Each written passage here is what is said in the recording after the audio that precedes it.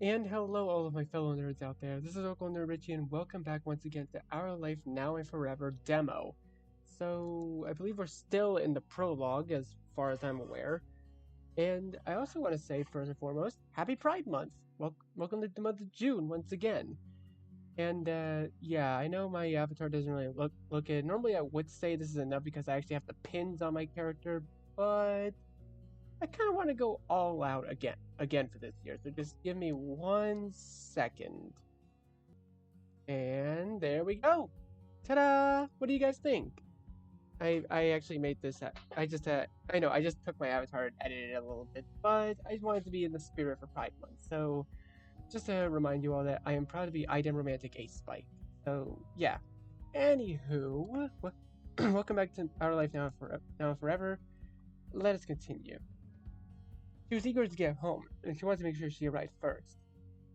Tamarack smacked the doorbell and held it all the way down with her whole hand. It wasn't the kind of doorbell you had to press over and over to get it to work. As long as she pushed it in, the deep chime rung through the walls. Ding dong! On and on. Tamarack squeezed the doorbell under her tiny hand, and it wasn't going to stop. Your ma acted like the parent she was and spoke down to the other kid here in a reassuring voice. I think it's okay. You can let go. Ma understood appropriate behavior in the grown-up world better than any elementary schooler could, and that wasn't it. But all the suggestion got was the same knowing assurance right back. No, it's okay. What if Omi is asleep? We'd be trapped outside forever. Tamarack wasn't an adult, but it was her house. She knew the rules, and for all you knew, she might have gone to make up the rules herself. She was so amazing. Maybe, but while your mouth softly tried to urge Tamarack to free the crushed button, the bell kept going and the door opened. Your nose realized it had happened before even your eyes could, and it had gotten blasted with perfumey smell so fast like a human-sized spray of air freshener went off. The person who answered the nonstop call of the bell was a lady with long pale blonde hair, almost all the way down to her back. Oh, you look cool. Her nose was tiny. That must have been how she lived with the smelliness. She was smiling gently. Just about every part of her looked flowy and delicate. Only one thing was different: her necklace. That that was big and gold, and seemed like it'd be pretty heavy.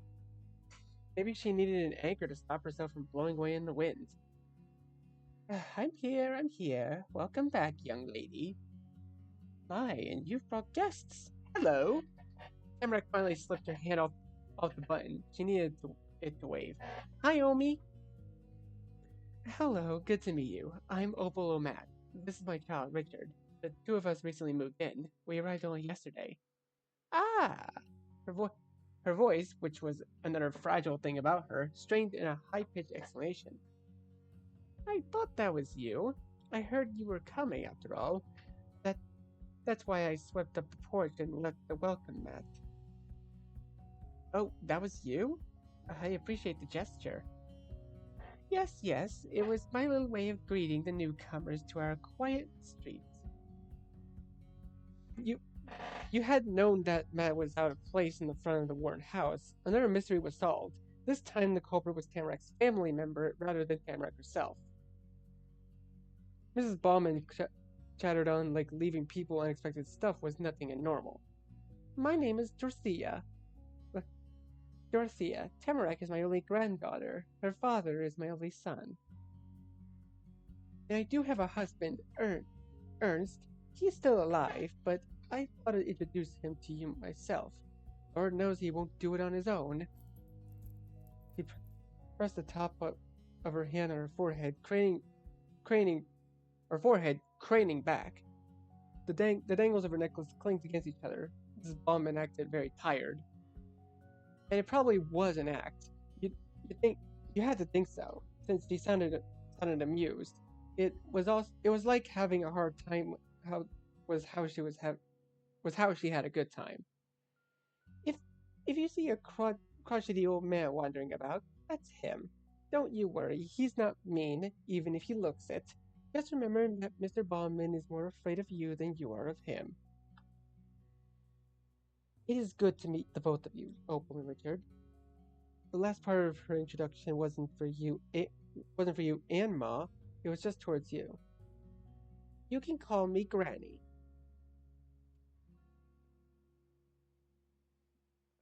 Omi is German, I think.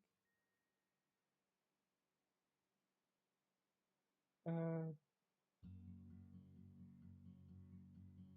Nice to meet you, Granny. She smiled at you, wide and welcoming. Me, me and you meant something new, meant getting a new grandchild. Hey, Omi! Tamarack cut into the conversation with a sharp grin and her brows tight. She flapped one of her two long sleeves to draw even more attention. Richard is my best friend. That announcement caught everyone by surprise, including you, the person it was about. Mrs. Bauman with eyes got bigger than you thought they could with how they look normally. I didn't know that. When did you make a best friend? Yesterday? She said she said so, chuckling like her granny was silly for not being able to figure that out. Tamarack really thought you were her best friend?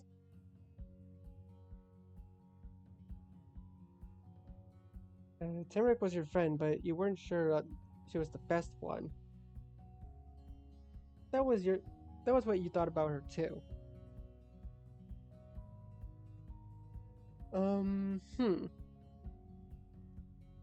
I guess we could probably go with that was too incredible. You didn't even know what to do.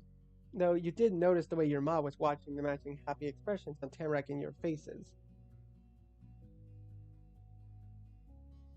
Mrs. Ballman wasn't enthused as her granddaughter and her best friend. Oh, please come inside. I insist. We need to get acquainted. No one had ever insisted you see their house before, unless what Tamarack said at school counted. You guess that's why Tamarack was that confident about saying you could come over, and why she told you to do it instead of asked. Her granny had the same attitude about people visiting.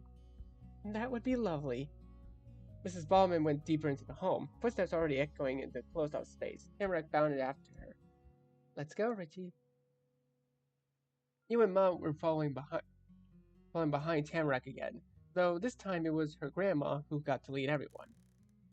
Ma shut the door after herself. The outside cold wasn't invited. Ooh, this is fancy.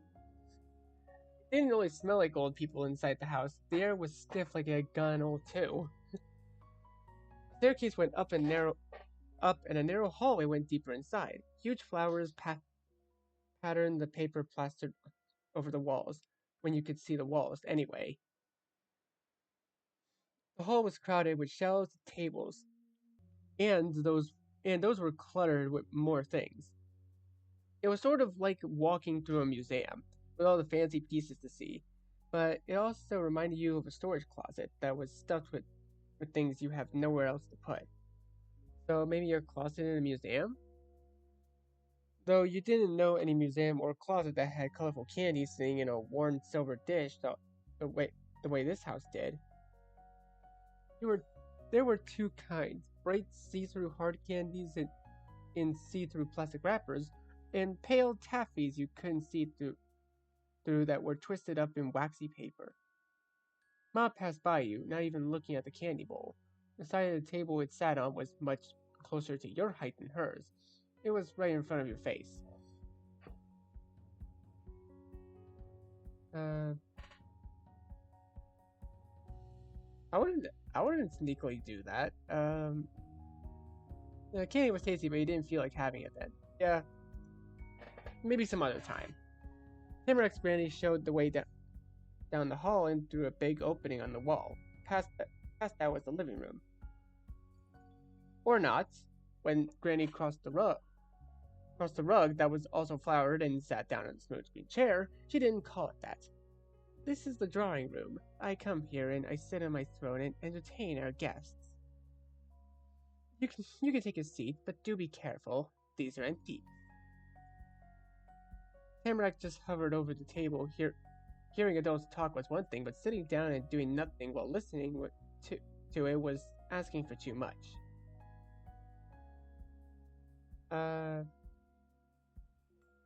Nope, sit on the couch carefully. It looked like the sturdiest option. You position your butt right along the edge with your back straight, touching the furniture as little as possible.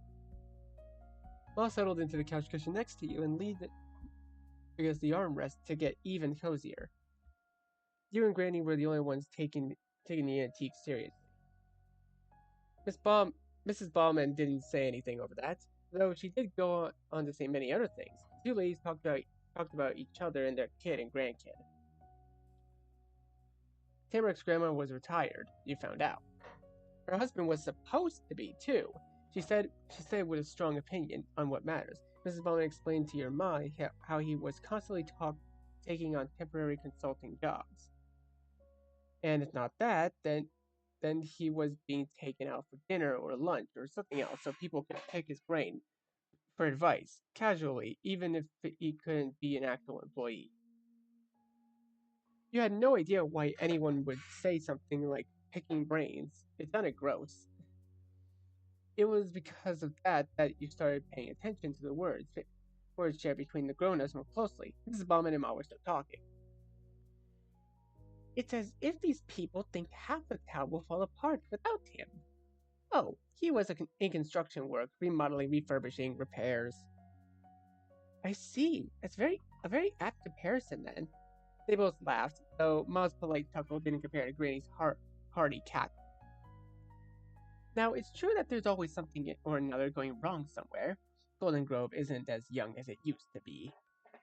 But there's only so much he can do when he's as aged as those derelict buildings themselves. The opening and slamming of a door followed her declaration. For a second, everyone stopped. Did Granny's description insult the house itself? No. Heavy steps came after the bang, and then a man you never seen passed by the opening in the hall. Opa!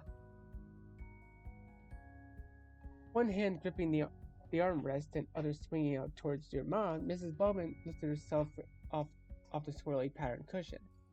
That's him right now.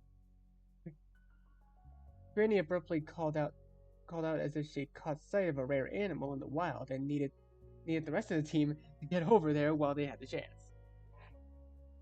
Though that wasn't right. Yelling would only scare a peaceful animal away. Instead, maybe she was trying to catch a shooting star before it disappeared for good. Except that one didn't work either, because Mrs. Bauman was able to make the meteors still. Mr. Bauman stood suspended in space, silently staring through the wall hole into the drawing room. Oh, well, doesn't he look like a dignified chap? Tamarack's Opa was very gray. His full suit, his dull shoes, his short hair. What was mysterious were his eyes.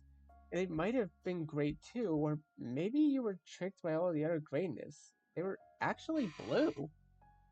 He pushed his hat up higher on his forehead with a large hand, slow and steady. Afternoon. Hearing his voice cemented an impression that had started to build in you.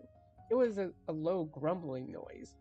The tone sounded the way his scratchy beard and bushy eyebrows must have felt. The sturdy old man, colorless and rough, was basically a stone statue that had come to life, somehow. It was the absolute total opposite of Mrs. Bauman.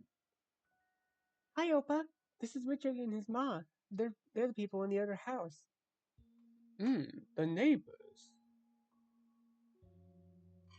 Mr. Bauman mumbled briefly in response, and his eyes shifted away from the seating area. He wasn't talking about the news, but you got the impression he was thinking about it. Good day. He turned his body to match the new direction of his gaze. Fine, go hide in your cave. We'll be here if you decide to join us after all. Mrs. Bauman showed her surrender and creakily lowered herself into the chair. Dinner will be ready in a couple of hours. You at least can't miss that. Mr. Bauman made his escape without looking back. He probably could miss that if he tried. Where were we? I remember. Tamarack's grandpa had only said a few real words. You could count them on one hand. Her granny had to have said 100,000 times more than that, and still had more to go. Well, your mom was talking too, and you could tell she wasn't ready to be done.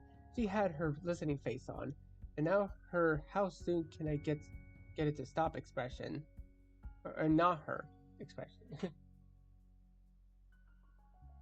I probably sit there quietly. Oh,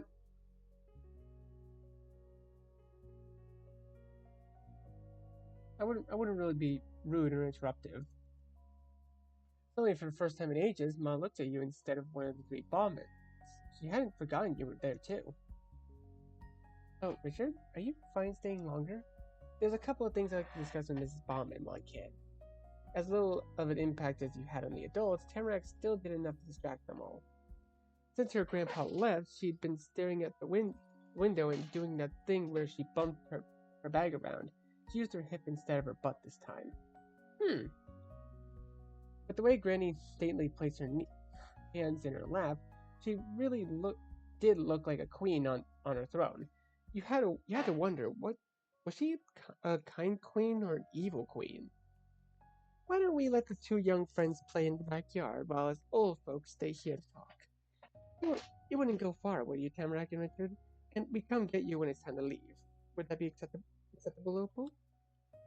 It was weird to have somebody call Ma by her name. Even if it was her name, she was Ma. That would be great. Excellent suggestion. Tamarack's bag stopped jiggling. That was the only reason you heard her intense whisper. Come on, Richard. Neither of you had officially been given permission to leave before she zoomed out of the room and around the corner in the same direction her Opa had vanished to. He hadn't been the only one who wanted to get away. Don't run in the hall, please. Knowing well that the warning wasn't going to change anything, Mrs. Bowman sighed in resignation. Ah, fine. No one listens to a word I say. Don't worry, Granny, I know your pain. Meanwhile, you hadn't moved an inch. Ma gave you the coaxing you needed. It's alright, you should go play too. I'll see you soon. You went after Tamarack, stepping carefully through the unfamiliar house. Though there wasn't anything in your way, the furniture and knickknacks were all pushed against the walls. The only place that was clear of clutter was the center of the hall. Past the living room, there were doors to unknown places and another hole in the wall that went to a kitchen. You saw Tamarack at the very end of the house. She yanked open the back door and bounded through. She left it wide open, a portal of light and gold inviting you through the dark. When you came to stand at the edge, you found a Tamarack and waited for you to catch up at the bottom of a couple uneven wooden steps. They were bent inward, like after being pressed down so many times that they stayed sunk. It was your turn to leave a mark on that impression. One step, then another, and both of you are outside. Invisible ribbons of perfume melted off your clothes, unable to live out in the fresh, freezing air. Just like that, Chu's backyard, Tamarack's house had no fence around it. There was no way to tell when the yard stopped, or when the forest began. It was even more impossible to see where the forest ended. It might go forever. No, that was all that was the same for the two places, though. At Chu's secret hideout, there was a fancy table with two chairs that looked like it was there for Tamarack's grandparents. And hanging from a thick branch was a rope-strung tire swing. That part of the place had to be for their granddaughter. Woo! Tamarack hollered a cry of freedom and skipped down the small stone path, never touching the blade of grass. He hefted the messenger bag over her shoulders and chucked it aside with a thunk and flung herself through the hole of the tire. All you could see of Tamarack were her little legs kicking up in the air and her arms spread out past the width of the tire while she was floating. The swing slowly twisted on its rope until it brought her eager face around. Hi, Richard. You grinned at her and went over. Tamarack's upright legs snapped down and she plunged the tips of her boots into soft earth elbows. It was supposed to stop the tire from doing another spin, except she couldn't stop it all the way. The turning swing twisted her side to side. Tamarack held firm, jerking futilely in the tire up to center it again. But none of that meant she couldn't keep talking to you. She happily explained how it all came to be. Omi and Opa just got this for me. They're too old to use a tire swing. I've actually been on a tire swing myself before when I was a kid. It was probably one of the most fun things that I've ever done. And I think that may have actually been when my grandpa was still around. Honestly, I really do miss him. But speaking of grandparents, like a little fun fact that before he passed away, my grandpa actually used to be a garbage collector. That's what he used to do back in the day, when I was probably when I was still a baby or before I was born or something. I mean, heck, we even still have a picture of him from his old job. Anyways.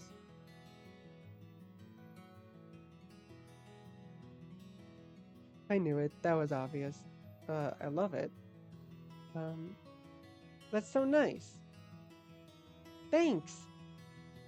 The priest puffed her up proudly. If she got too much bigger, she might not fit inside the tire.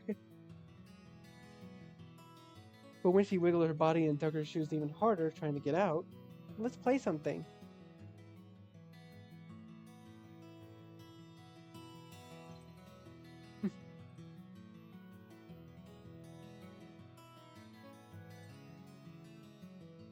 Oh, I want to experiment with this. Wait, I can get in too. She screeched giddily and already twisting away from you.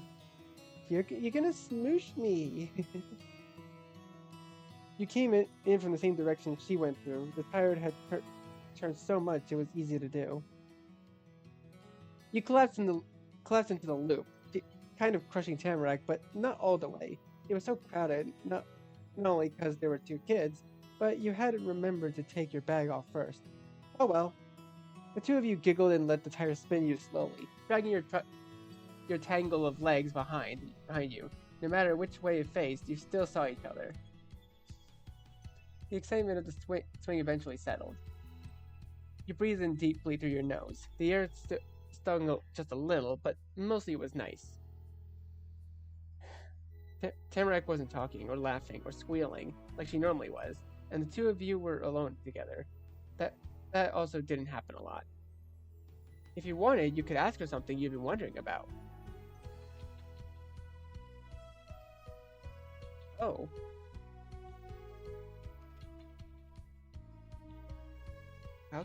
How come you don't Tamarack? I was wondering why you don't ever call me Richie. You and Tamarack had known each other for almost 2 whole days. She said your name lots of times then. You just couldn't figure out why she would never say Richie. It's okay if you use it, but my ma doesn't, but that's different. Maybe you didn't remember? Oh, I remembered, but you told me your name first. That seemed like the most important one. Omi is Omi, Opa is Opa, Chu is Chu, and Richard is Richard. If there's a best name, why would I say something that's not the best? I can use your nickname too if it's just as good. That's so silly. It's just a nickname. I wouldn't have it if nobody should say it. I mean, to be honest, she does make a fair point. No, I like Richie more than Richard.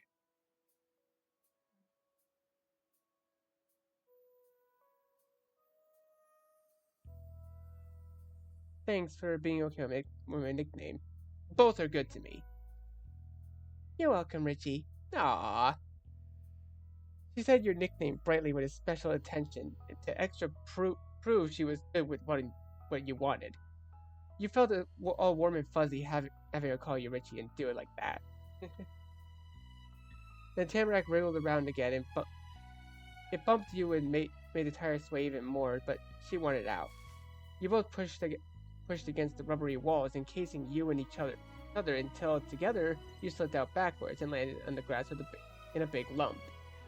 Tamarack immediately sprang to her feet and began to move further away from the swing. Something was happening, or was about to happen. She stood up too and went after her. She pressed her fisted hands into her hips and spoke without turning around. Henrik's hair fluttered animatedly with each word, because she nodded while talking. That made it look like all fluffy gold sheeps was the one saying it. We'd better start soon. It's getting dark. Start what?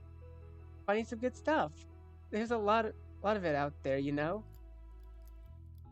She reached down to collect her big bag, hooking it around her shoulder like normal. That's what she that's what she turned when she turned around and you were faced with Tamarack herself instead of sparkly lamb side of her. Have you been to this place before? Not this not to this town. I only came here when I moved yesterday. But I'm from oh wait, I could actually enter a place name if I wanted to?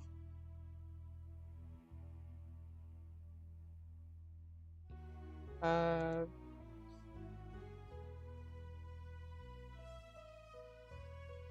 enter a former home.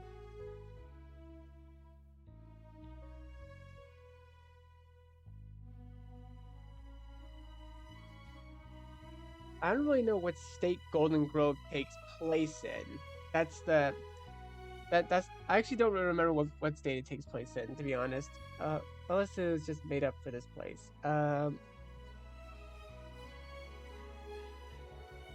What's a good city name for a character? I don't really know. You know what? I might be outing myself with this one, but wait, what? What the heck? Uh, return. I clicked on this. Let's let's just, let's just go with Warwick. There's probably tons of Warwicks in the world. I don't know.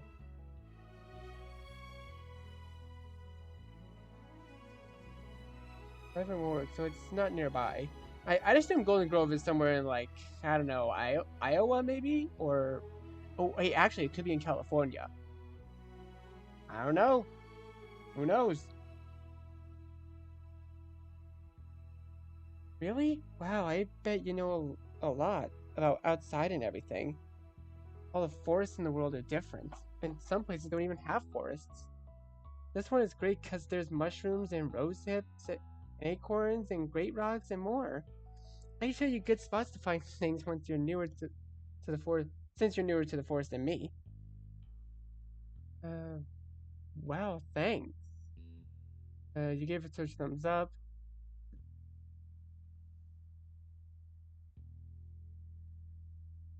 I bet you and me can find everything cool on the whole mountain. Let's get looking right now. Yeah. Together, you and Tamarack began to treasure hunt at the edge of the forest. In bushes, at the base of a tree, under rocks, across low hanging branches, around fallen logs, nothing was left unexamined. When Tamarack found something worth saving, she placed it in the wildest, flattest stone in the path. It was to keep her fingers free to do more collecting. When you discovered something you wanted to take with you, you placed it on the table instead. Piles grew, piles grew rapidly as the two of you dashed back and forth to the clearing near the house and the wilderness few feet away. Just like in class, Tamarack was fully focused on squinting hard. He only ever stopped snooping to rub her tattered sleeve ends into her eyelids and kept going. Maybe dirt was getting in her eyes, with how close she kept getting to the ground, and maybe bits of twigs too, since she wasn't afraid to shove her head into the brush. Leaves did get stuck in her hair, as the same as the first time you'd ever seen her. As time passed by, a shadow crept over the yard. An obscuring sweater pulled over the body of the earth as it got colder. Like Tarek's own sweater, it had a few holes here and there. There, there that were easier to see through. I can't read today. You and Tamarack were forced to limit your search to those rare spotlights. It wouldn't be possible to keep doing it for much longer. You glanced over at her. Tamarack crouched in the grass, encircled by darkness and trees. She She shone under a stream of pale evening sun. A few strong rays hit her back, giving the illusion of golden fairy wings. That actually looks oh, it actually does look really cool. I mean, actually, it probably would have me float. I can kind of see the wing. It's like if you look like between shoulder and her hair, I guess that kind of works. Yeah, that makes sense. Tamarack. Okay, yeah, I read that right. Seeing her there that way made so much more sense than when you saw her in school or her grandparents' antique house. That was natural to Tamarack, being in nature. Even her name was a kind of tree. When Tamarack officially announced the end of her hunt, the day was reaching its end. Its end too. That was probably the only reason why she was stopping. You didn't mind stopping either. Your treasure pile was already big and varied. All all that was left to do was gather it up. That was easier to think than do. You struggled to get each one of the small, mostly round valuables into your grasp. Tara couldn't scoop everything in her hands at one time. Pebbles and rose hips rolled out of her grasp and off the stepping stone. Aww, that's cool. That was close enough for an impatient kid. Tamarack rushed over to show you what she managed to find and carry. This is what I got. She nudged her hands full to bursting with wonderful things even nearer. An acorn dropped to the ground. Here, take whatever you want. But that's yours, and I already have a lot of that. I know. You have your own for yourself. You can take part of mine, so you also have things to give away. Or maybe you'd want to share what you got and keep the ones I give you? Something like that? You can share with your ma, or my Omi and Opa, or anybody. That's the most fun part. Oh. That was the answer to a puzzle you hadn't realized you were confused by. Tamarack said she went out in the woods all the time. She must have found enough things to fill her grandparents' entire house. Her granny would definitely not like that. She needed room for her own clutter. That was never a problem because Tamarack didn't hold on to the collection herself. She spread it out to everybody.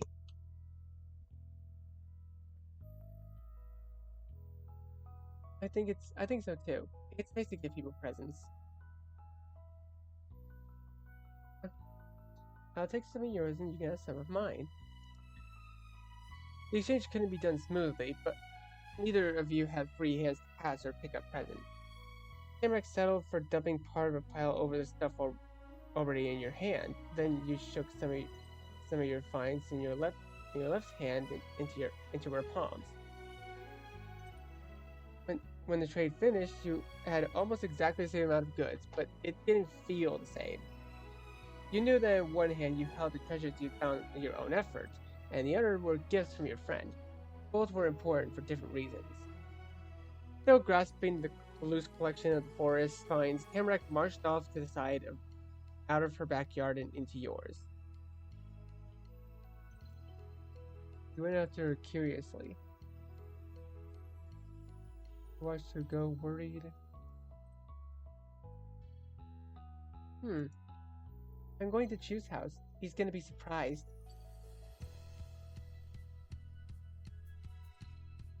What?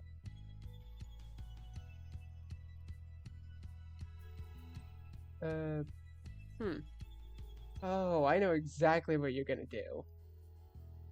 She giggled, and that made you doubly sure. You and Tamarack crunched through the long grass and a million leaves. The sidewalk in front of the houses was a big half circle, and the back of them curved like that too. When we got more around the bend, you could see your whole entire yard. It was empty and growing wild. There was no fort or tire swing, no table with chairs, not even one little lantern with a burned out bulb. If you faced away from your house, you'd think you were in the heart of the woods. That was kind of cool. It had so much space, and it was your space. At the other end of the field, Chu's fort could be seen towering in the distance. It encouraged Tamarack to shuffle ahead faster. The quicker steps jiggled her hands, and that caused a few more pieces of her collection to rain down around her. Since it all came from outside anyway, that wasn't littering. That structure wasn't the only sign you were almost there. It was her destination. Tamarack went straight to the hideout. There she arranged the entire collection in a new pile in the base of a climbing wall. Tamarack poked through the heap, pinching up the acorn there and a rose hip here, tucking each into the overall pockets without taking her eyes off her work. It took you a second to be sure, but she was gathering the things you'd given her. She had a good memory if she could remember what those looked like. Though what probably was happening was she guessed what came from you by choosing things she didn't find herself. When her hands were free, she brushed them together. Her job was done.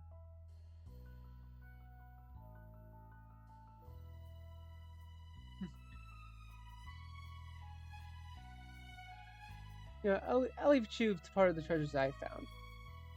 The presents you left for Chew were carefully selected. You added each one to the group, making the collection seem even grander. That was a lot. What was left got stuffed into your bag for safekeeping. There's nothing left to do then, and that's when Tamarack spoke for the first time since you got in Chew's yard. Let's go. Chew's gonna be home before dinner. He could catch us. Or his parents might see us. I've never talked to them. Who knows what they'd do? A thrill tingled over you and you nodded. Right. You fled the scene of the crime. Or was it a crime if you leave new things instead of taking their stuff? It didn't matter. You weren't gonna find out. The two of you went around the bend in a sprint, kicking up a whirl of leaves behind you. Not you or her looked back. Tamarack got past the stone pathway. It looked like the finish line to a race and crumpled into the grass, laughing. But the giggles turned into achy yips once she landed all the way down. Ow, ow, I found the rocks in my pockets. She laughed some more and owed more too, each one taking its fair turn. Are you okay? Mm-hmm. Tamarack rolled off her side and settled on her tummy. She squished her big cheeks against her little fists. She kicked her feet in the air. The rubber boots flopped around her on her feet. She looked up at you. Her smile puffed to the sides like it did a lot. She's so cute. Oh, she actually has leaves in her hair. I didn't even notice. It's so cute. It was an invitation to join her below. You did, sitting carefully on the cool lawn in front of her.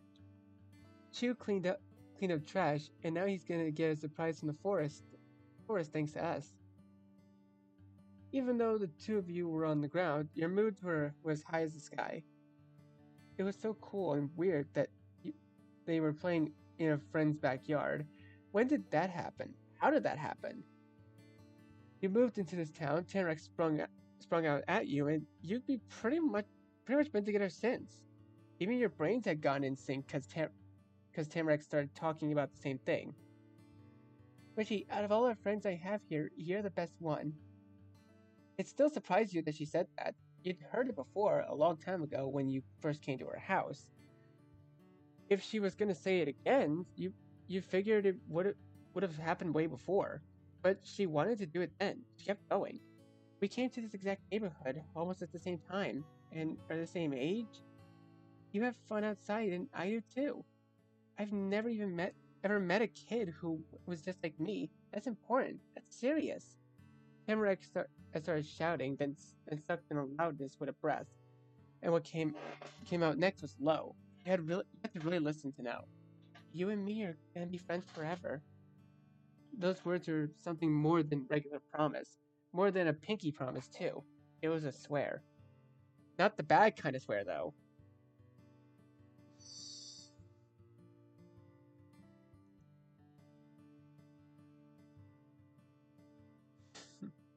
Oh, I like how there's 2 pages of response. It's so cool. Let's go.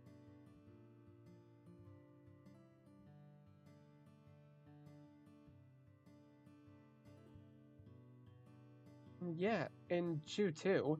He's also the best. Mm-hmm. Chew is good. The searching, the secret trip to Chu's house, each were complete. And at that point, you you were pretty sure Tamarack's final plan was to stay right there until grass grew around her. That was the moment when the door creaked open and two smiling faces looked over the yard. Your mom and Tamarack's grandma came to get you. It was hard to imagine they really spent that whole time sitting in the living room. Hi, Richard. I'm sorry to interrupt, but we've got to get going. Aw, bye, Richie. I'm gonna stay outside. Sending a smile to Ma, you push yourself to your feet. Bye, Tamarack. Mrs. Ballman didn't even question Tamarack remaining laid out in the grass. She left her granddaughter there and guided her guest in through the back door and up to the front one. Why couldn't you have gone around the house instead of through it? It was too late to tell them that because it was already done when you realized it. Mrs. Ballman stopped at the entryway, opening the door and fitting herself into a rare opening between the furniture to clear the path. Your Ma kept going past her nice and orderly. On the porch, Ma halted and turned. The hostess had moved the stand in the doorway so they were face to face. It was so good to meet you two. I'm sure we'll be seeing each other often. Good day. Of course. Goodbye and thanks for the talk. Mrs. Ballman nodded kindly and slowly pressed the door forward. Ma waited until she was doing it to a plank of wood. The door was shut, and then she let her hand drop and talk to you. Busy day, huh? But that was good. The words went high, a sound of relief instead of low, which would have been real contentment.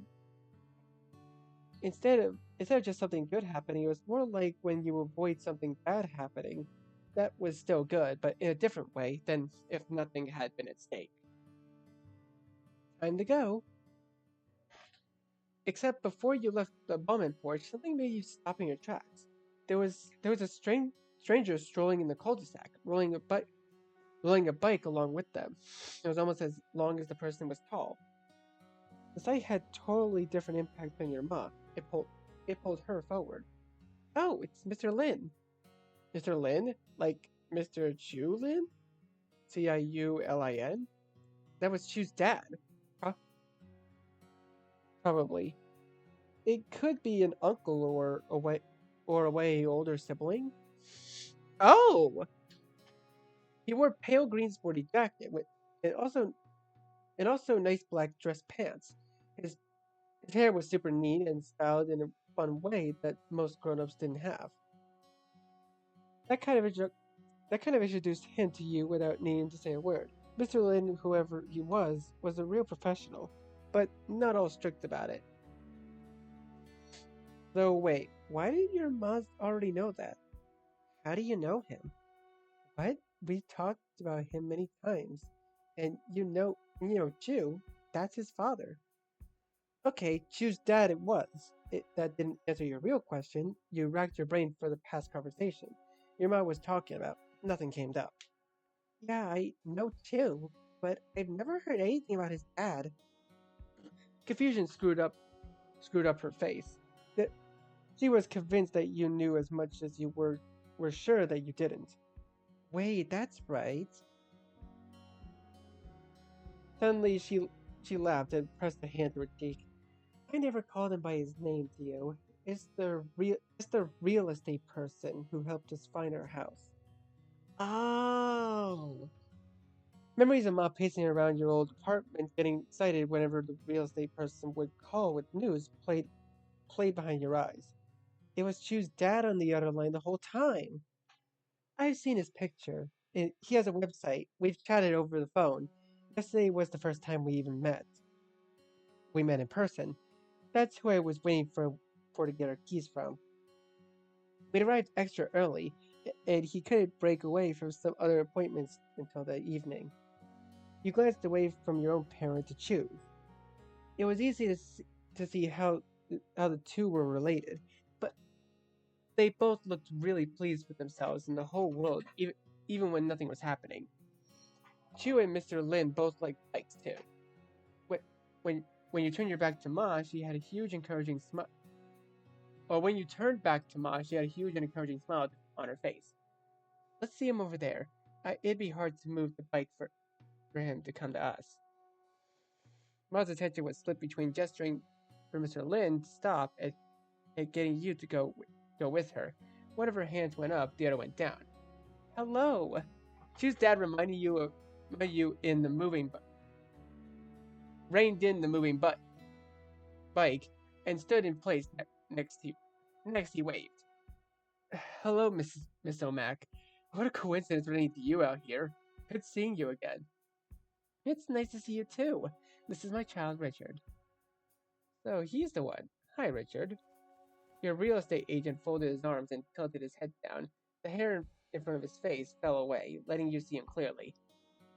This is a big moment. I can finally introduce myself after hearing so much about you.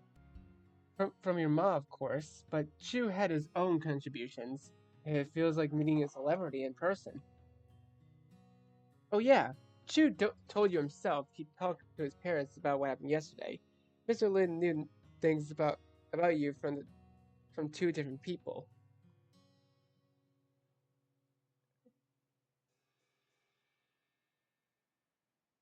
Everybody's amazed to meet me.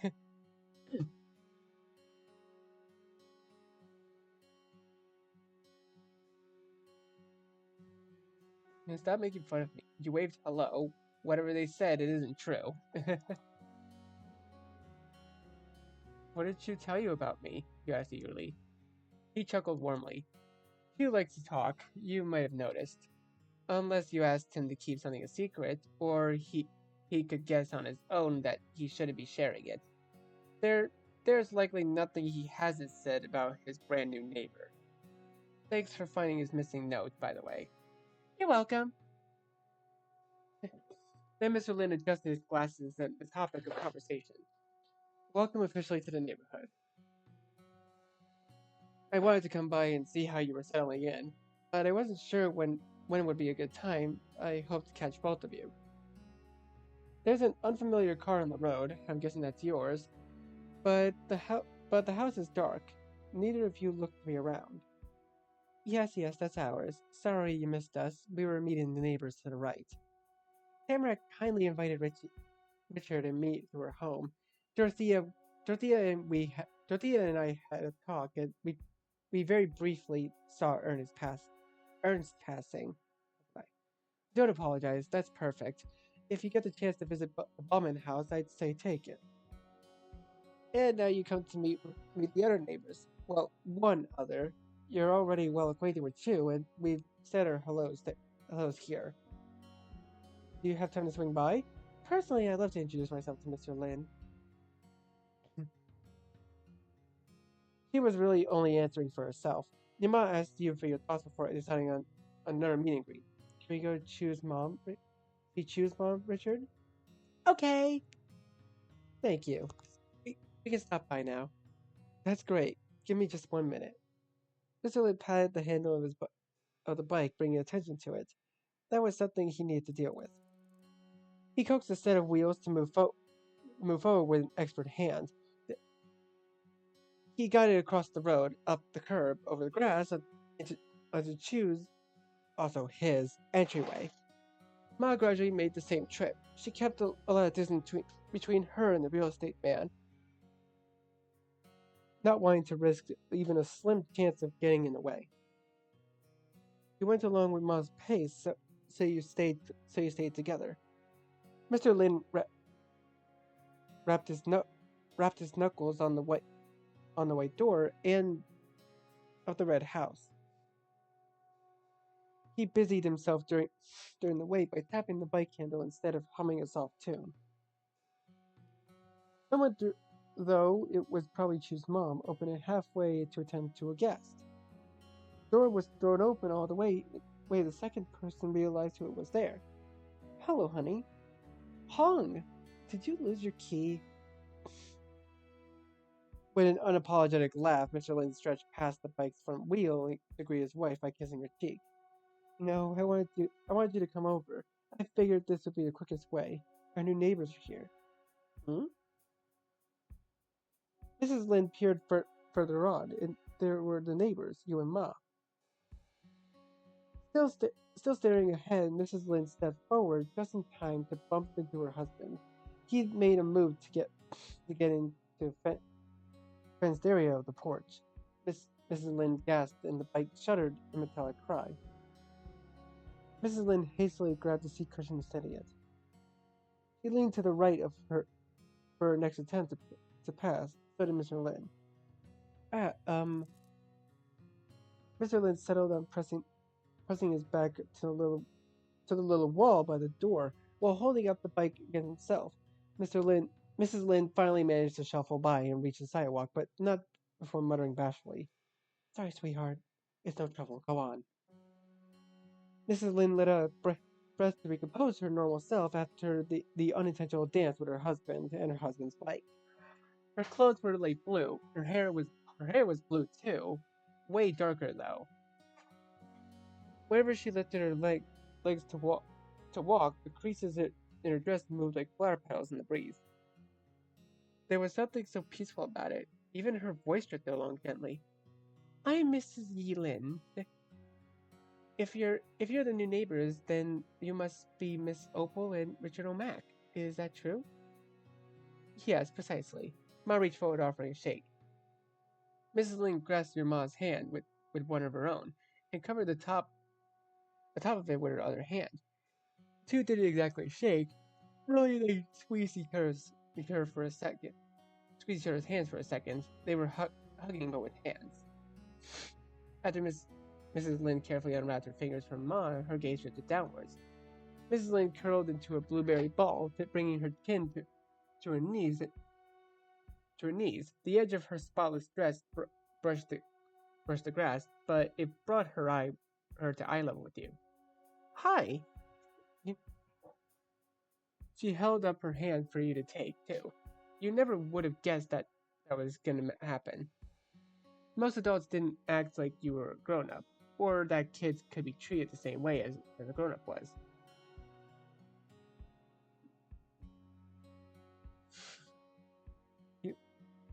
You happily shook.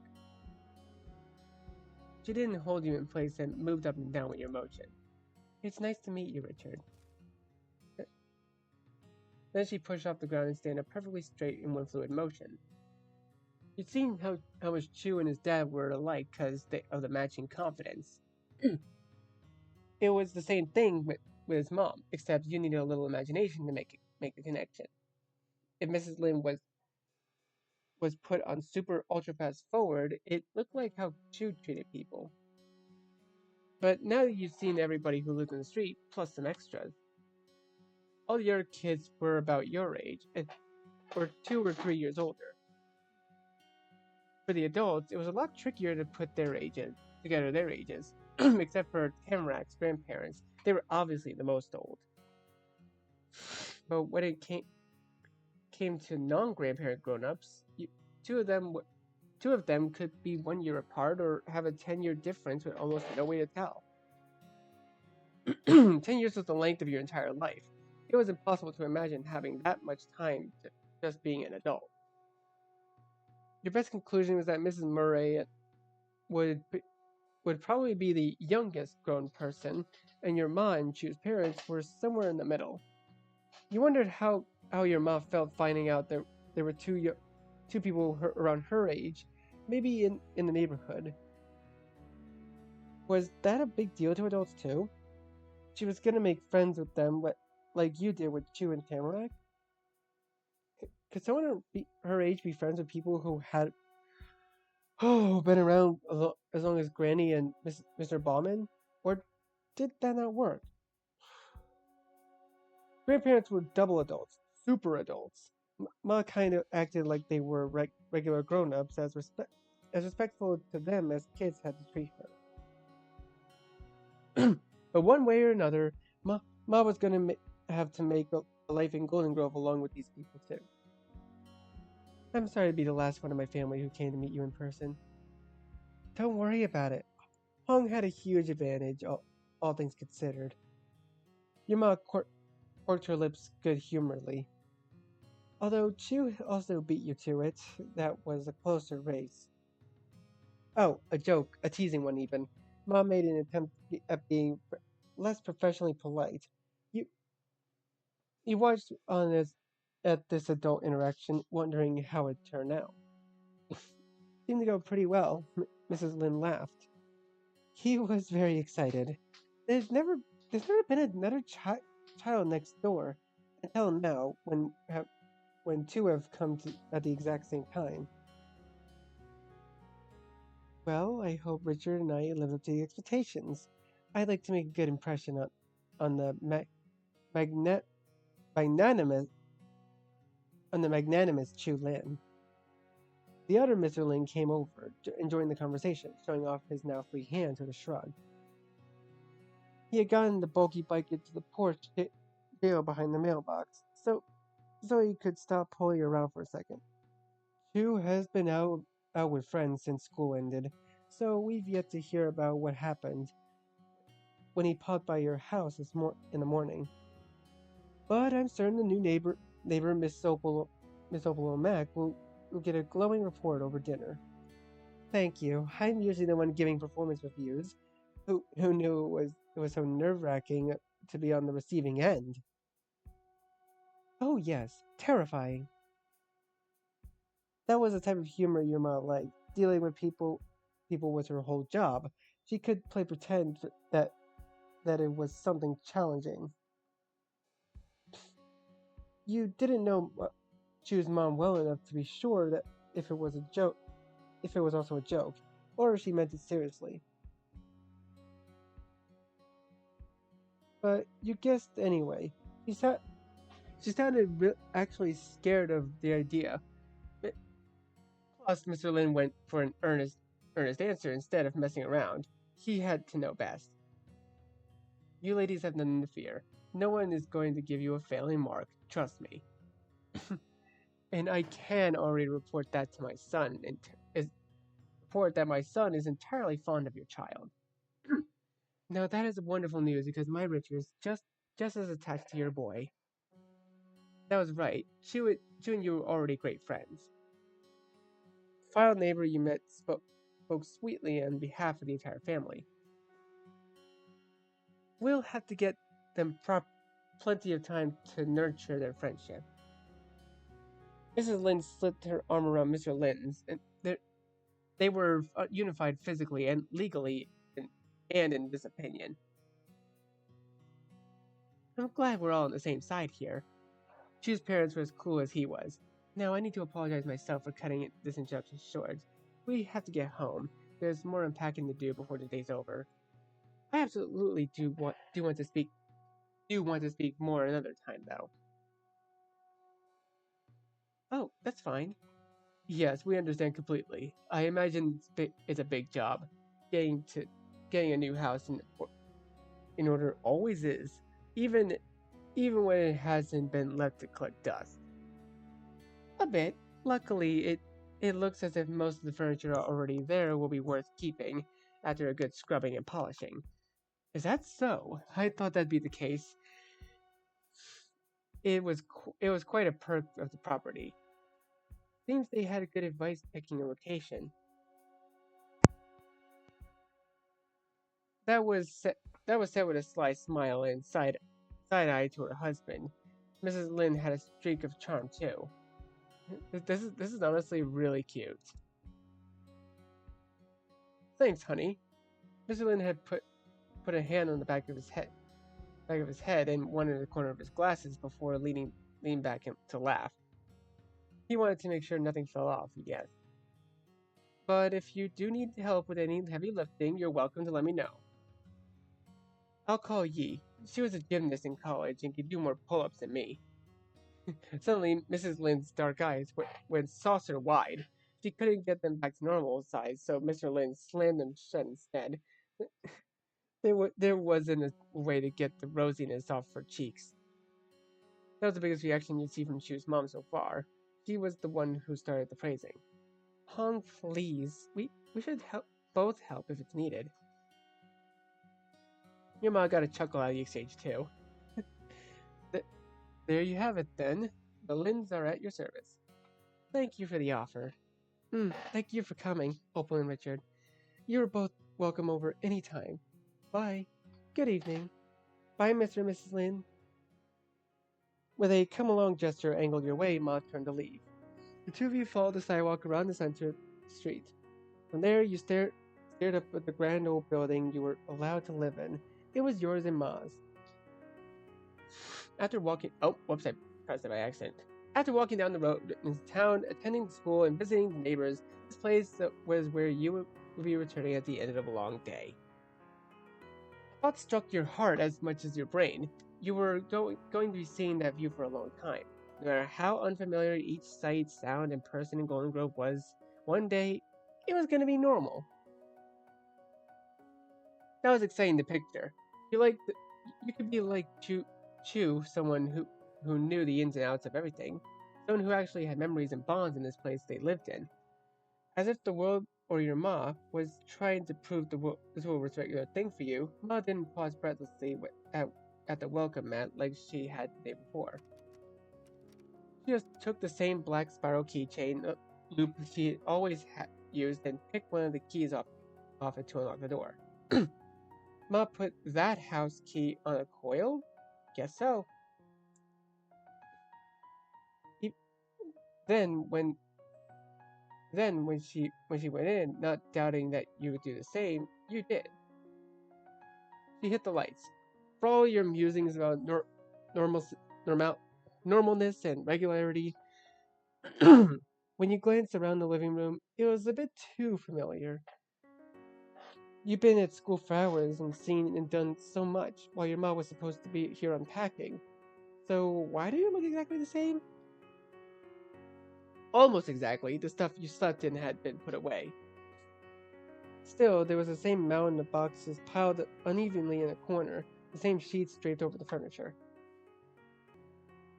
The dust you wiped down the night before was the only hint that you hadn't been transported back in time to when you first saw the place.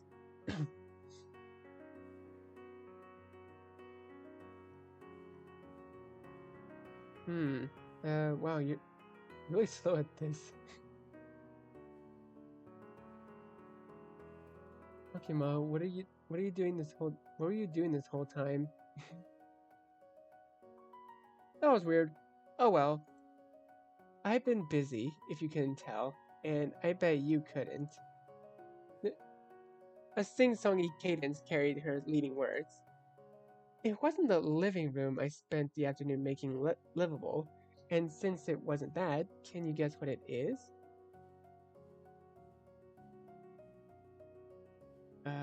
Your room? You're half right. That's not what I had in mind, however. I'm thinking of something much better. Your new room is ready for you. It's clean and dust-free. I've already filled in some of the shelves. All you need to do is your old bedding, put on your old bedding and make sure I didn't miss any of your things, and enjoy. Your room? Your room was there and waiting for you? Ma was the best. The amazement was clear on your face. Your mouth was wide open. And after all, it made your ma grin widely. Go check it out. I'll be in my own new room. I got a couple of hours to work into dressing that up, but it's not quite ready yet.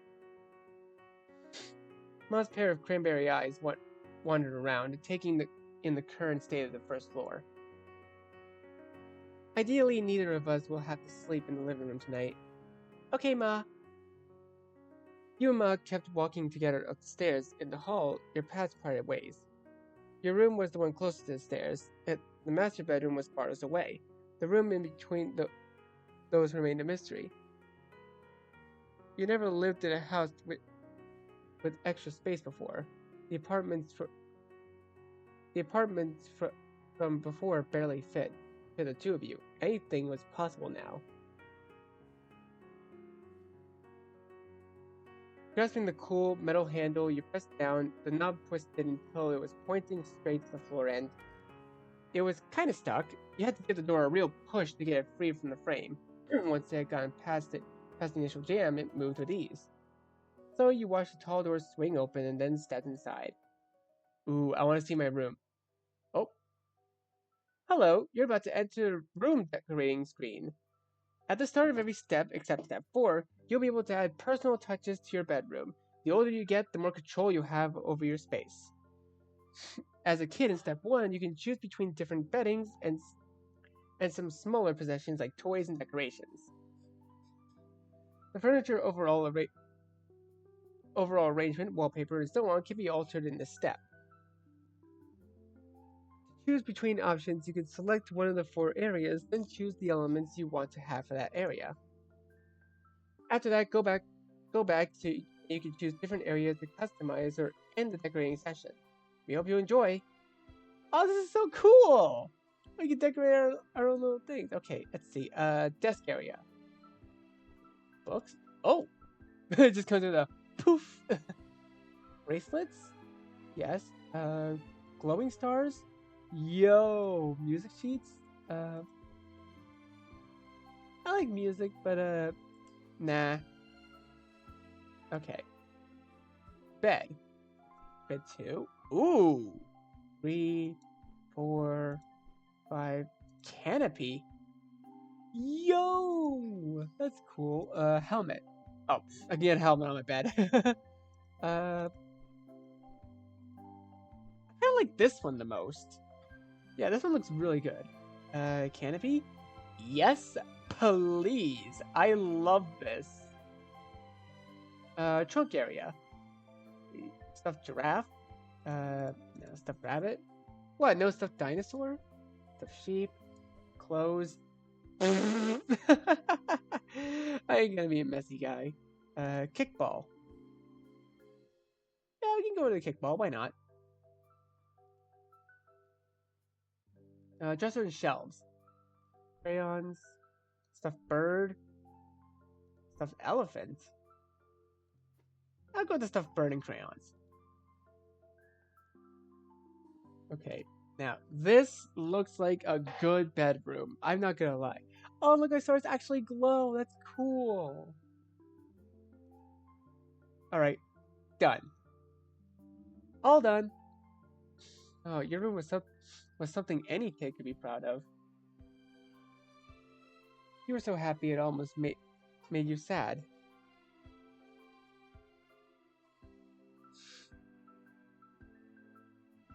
Yeah, it was something any kid could be proud of. It had taken until nighttime to get your things just how you wanted them. You sat into a corner to admire your handiwork. The floor space of the room was bigger than your last one. The ceiling was a lot lower, though. It sloped with the roof of the house, and the windows were angled towards the treetops and sky. You never even seen a room shaped like that before. It was weird. And then there was a knock and a voice. The tilting roof caught the sound and directed them straight to your ears. Richard, can I come in? Yes. The handle jiggled and jerked, and the door was resistant to Ma opening it, too. She figured it out, though, and let herself in. Hello, dear. Not so discreetly, Ma surveyed the efforts of your decorating. Arching your back and holding your breath, you braced yourself for a second opinion. It looks great in here. You did a good job unpacking. The air flew out of you like one of the windows had burst open. You'd been so pleased with the space, it would have been terrible if someone came in and said it was no good. I'm pretty much finished myself, but it's late. Let's take a break from that and chat. It's been a long day all around, back and forth. Sure, Ma. Okay, here it goes. We're still not entirely done, even now. Your Ma pulled her folded arms in even more, and her mouth pinched too. We should talk about how things will be once I'm back to work. I won't be able to drop you off or pick you up from school most days. Sorry. It does seem common for kids in this town to walk or ride bikes to class, at least. You had a bike with training wheels? You had a skateboard, not a bike. You didn't have anything you could ride. I'm gonna be completely honest. When I was a kid, I actually did have a scooter. Like, I had a scooter when I was a little kid. I think I still might have it. I'm pretty sure my dad may have given it to my younger siblings as I got older. You had a scooter instead of a bike. That was another thing. Mom made it extra sure you got moved to the house, along with the backpack. She must have known it would come in handy. It'll be up to you if you'd rather go on foot or use your scooter. I'm sure your scooter will work just as well as a bike.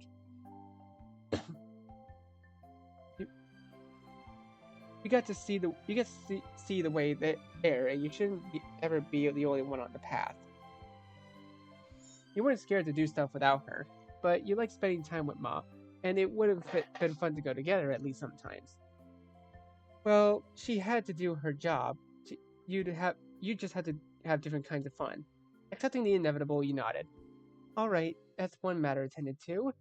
The, Here's part two. What to do after you make it back from school? You'll be done with your classes a good few hours before I'm off the clock. Mrs. Ballman and I were talking while you were outside with Tamarack. She offered to keep an eye on you while you went out when I'm away. She's retired and insisted it'd be no trouble. That can mean you that can mean you go to Tamarack's house after the afternoon, or it could be Miss Ballman popping in every now and then to check on you playing at home or outside. Tamarack is already your friend, so it's not as if she'd mind you being around regularly. Ma held up one finger and kept with the explanation. Of course, that's not the only choice. We've got options. While I didn't get a chance to officially ask, I bet the Lynns would be equally fine if you wanted to hang out at their place. They're good people. I know Mr. Lynn decently well at this point. Plus, their son would certainly extend an invitation to visit whenever you wanted. He's sociable, and even I can see you're in with him. I I could also look into lessons and extracurriculars being offered in town. You could do that some days instead of staying in the neighborhood. Okay, so we have a lot of options. Maybe you want to take up an instrument or learn how to dance. I would be able to get I would be able to come get you from there when it was done. The hand finally came down. That must have been all the possibilities you could think of. Oh, decisions.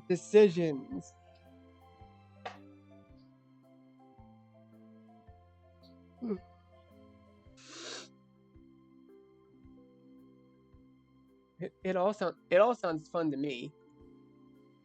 Looks like I don't need to worry. Must stop squeezing yourself as much then. Still, there's no reason to plan out the rest of our lives tonight. The two of us will figure it out. That was something you'd heard a lot. No matter what you went through, your mom never stopped believing you and her would manage. For a moment, she gazed past you at nothing in particular. Sometimes it felt strange, remembering how you were actually there, when all the stuff you had to keep up with stopped and you could just think. Maybe your mom felt that too. She blinked and her eyes fell back on you. Ma smiled. But our neighbors are certainly nice, huh? All six of them. We had a lot of luck here. Lucky couldn't even describe the incredibleness of what moving here brought. No words were needed for her to understand your thoughts on it. Your face said enough. With a grin, Ma stuck her hands over her jeans. Now, if you don't mind me changing the subject to an entirely different matter, let me just say it's dinner time. As a reward of how much we've done, and because the loaf of bread is out at this point, and also because, even if it wasn't, I do not want another sandwich. I'm taking the two of us out. I've heard there's a local diner is a gem. Woo! Then there's nothing else to discuss. Food it is. Wait, you had a huge realization. What about Chew?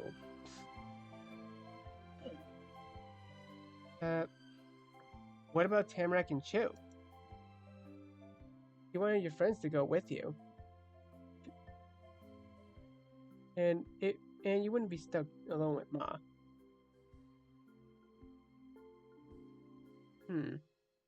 You kind of owed them after everything that had happened.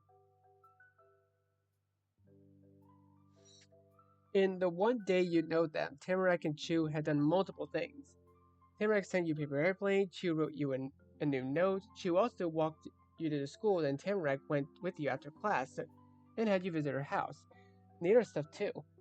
You only just got to this town, and it was hard to do anything good when you didn't know anything, and almost everything you had was sealed away in a cardboard box. But having somebody take you out to dinner was an even bigger deal than all that. How many kids could do it? Not many. It costs money. Though Chew went over to Darren's house, didn't he? But Mrs. Murray said he had to be home by dinner time. That was right. You swallowed those words hard. Hopefully you weren't going to be bothering him for nothing. You got Ma's cotton cardigan. It felt so soft and familiar as your old baby blanket. She tilted her gently pointed chin downwards. You, you had her attention. Yes, Richard? Can Tamarack and Chew come with? I was wondering, what about Tamarack and Chew? Can they go? Oh, interesting. I can't guarantee that both of them will get to do this on such short notice. However, I am at least saying, I am at least not saying no. Let me see what I can do. That answer was both a relief and a new source of uncertainty. It was easy to get your ma to listen. What happened would next would be the real test. Ma hunched over to reach around herself. She was never without her chunky silver cell phone. It, it had lived in her back pocket for years. The sheen, the sheen of paint had nearly worn away, and one corner of the screen had a snowflake-shaped crack. But but it only needed to work, according to your ma anyway. Ma managed to get the thick phone out of her too thin pocket. She balanced it in the palm of her hand confidently. With that, nothing could stop her, hopefully. One of the other things that happened while you were outside with Tamarack is that I got Mrs. Bowman's home and cell numbers. Nothing if not nothing I'm nothing if not productive. I can call her up right now. After a few quick taps, she brought her phone to her ear and waited. And she kept waiting, and so did you. How many times had it rung? How many times were left until it hung up? How long did it take to answer the phone? Finally, there was a sign of something. Ma's lips pulled into a polite smile, and her eyes went eagerly. The biggest hint, though, was that she started talking to Tamarack's grandma. Hello, Mrs. Bauman. I'm sorry for bothering you at this hour. I hope I'm not interrupting anything. Uh-huh. Your ma quieted down again. She was listening attentively. Nothing to do but wait. It was the ringing phone all over again. If only you could hear what was happening too. Ma thought it was bad manners to share a phone conversation unless the person was already accepting that. Privacy was priceless, especially when breaches of trust could get a company sued. Mrs. Bauman must have had a lot to say in a conversation she didn't know was going to happen, because Ma stayed silent for a while.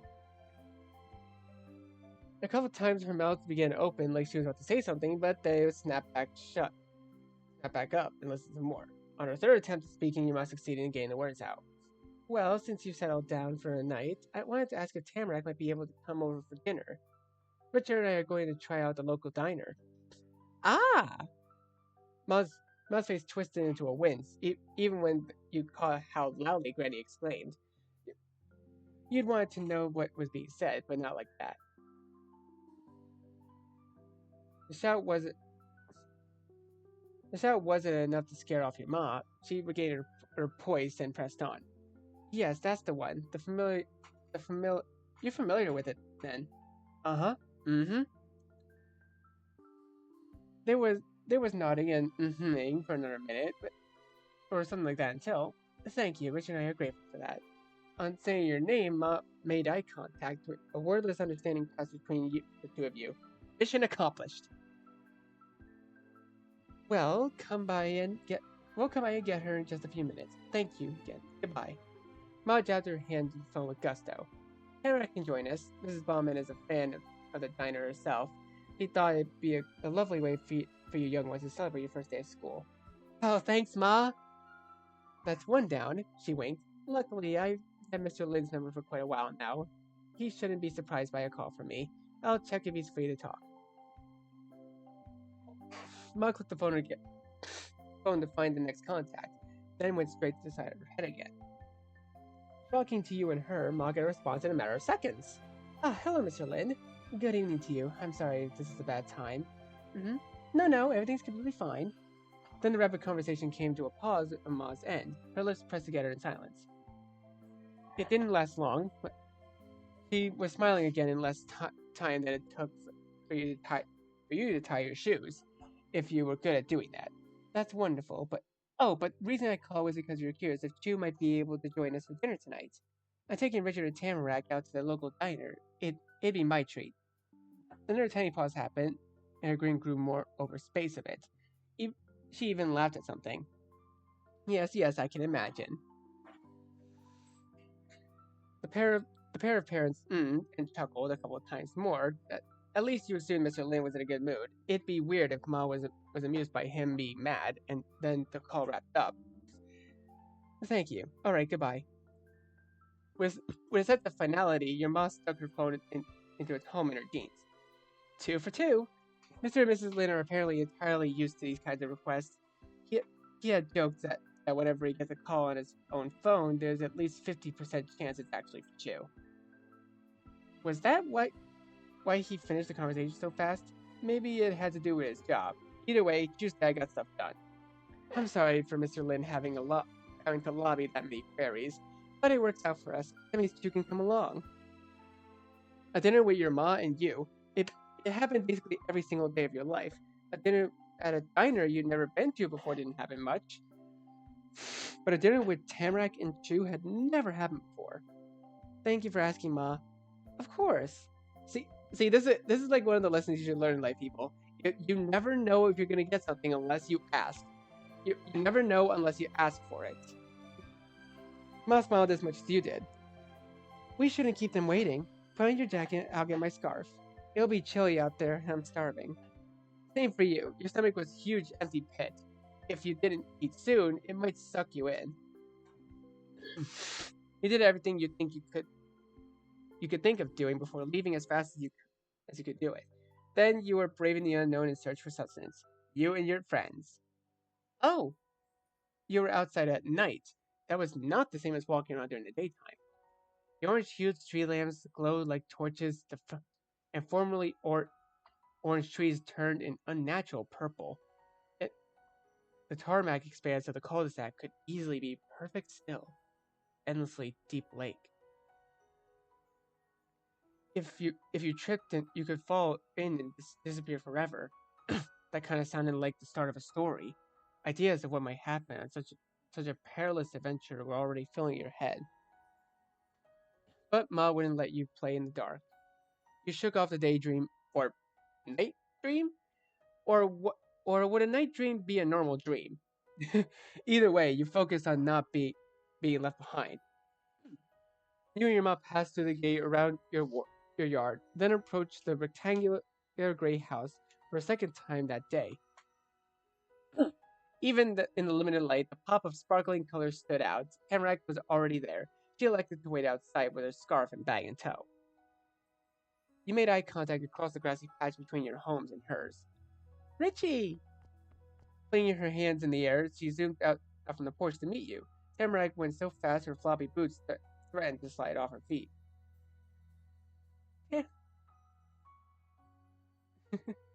You ran to meet her part way. Tamarack! Ma trailed behind, letting out a noise that was part laugh, part huff. I hadn't realized how urgent this reunion was. It is! Hi, Richie and your ma. Hi, Richie and your ma. I thank you for letting me come. You're very welcome, Tamarack. We're happy to have you join us. We're going to get Chew too. Yeah, we've all got to go. Now a trio, you strolled down the sidewalk until you went completely around to the opposite side of the curve. Ma tapped the doorbell a single time. The sound of it was just speedy ding dong, and then it was done. Even the Lynn's house got straight to the point. I like how there's like a light on and you can see it through the window. I love little details like that in games. It's just so good. You were left huddled on the dark porch for less than a minute. The one who answered wasn't Mr. Lin. It wasn't either of the adults. It was Chew himself, sitting in the open doorway. He was he was all lit up from behind. That cat that cast harsh shadows over his features. Autumn's face was still beaming in its own. Hey, I haven't seen you two in forever. We missed the whole best part of the day. Hi, Chew. Hey, it's so great that we can go to a diner. Chew's hands settled on his hips as he leveled an amused glance at you. Oh yeah, it is.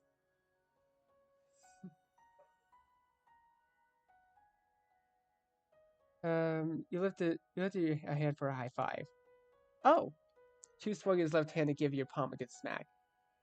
Nice. His gaze lifted high as he could greet your ma too. Thanks for getting me dinner, Miss O'Mac. Thank you for coming on such short notice.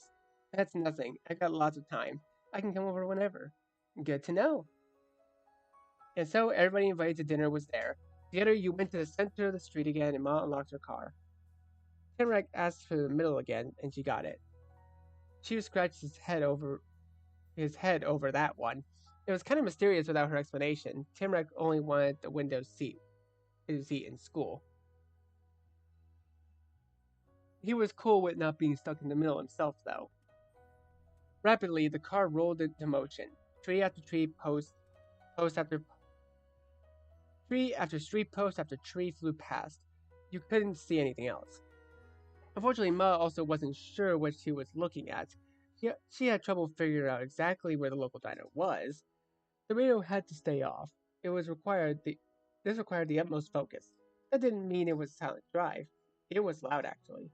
Sitting tall at the edge of the street, gestures wildly, Chu offered his best advice on which road to take and when. At the same time, Tamarack was bouncing in her seat and shouting out stuff she remembered seeing him on the way to the diner for the first time she had been there. Neither of them could give directions very well. It was wrong or entirely impossible to understand unless you were within their own heads. Ma was patient, though. She never gave up. In the end, on the outskirts of Golden Grove, you found the place.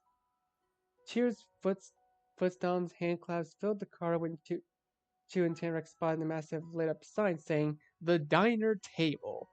Ooh, that sounds like a good name for a restaurant. Seriously, if any of you are out there, take notes. That'd be a good name for a restaurant. It had to be what you were looking for. Diner wasn't a name, Ma noticed that too. She wanted the steering wheel to turn into the parking lot, a wry smile playing on her face. The diner table? Not the dinner table? Someone didn't get an A in their spelling test. Come on, it's obviously supposed to be a joke. I mean, it's great. The name Ma's silliness had you laughing. It's always been named that. That doesn't mean it wasn't an accident originally. But it's memorable at least. The car came to a stop under the glow of the building. There were no lamps in the parking lot, but that only made the area more noticeable.